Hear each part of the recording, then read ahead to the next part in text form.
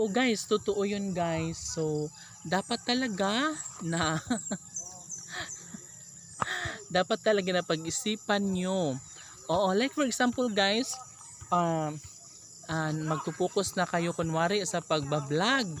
Of course guys, tapos meron kayong regular na trabaho.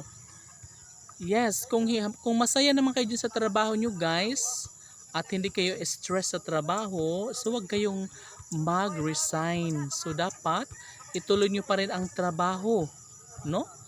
Dahil sa social media guys, lalong-lalo na kapag hindi tayo mga sikat, mga famous, ay talagang maluloka ka kasi ang sahuran dito ay talagang napakatagal.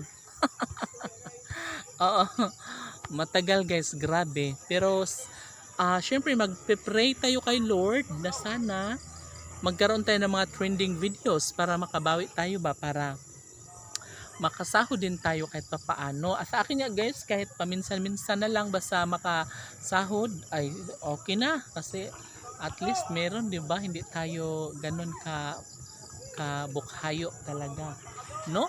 Ang sa akin naman guys, katulad ng sinabi ko, ako talaga nag-resign sa aking trabaho as a regular employee, no?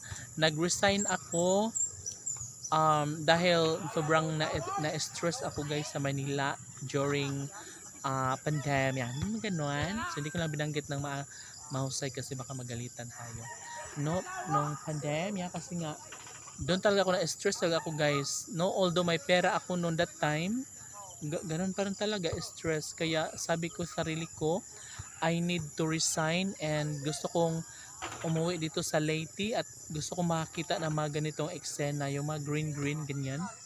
Oo, kasi parang namimiss ko yung pamilya ko, namimiss ko yung lahat, na-miss ko guys, grabe. So doon ako parang na-stress, parang na-anxiety, na-depressed, yung mga ganong eksena.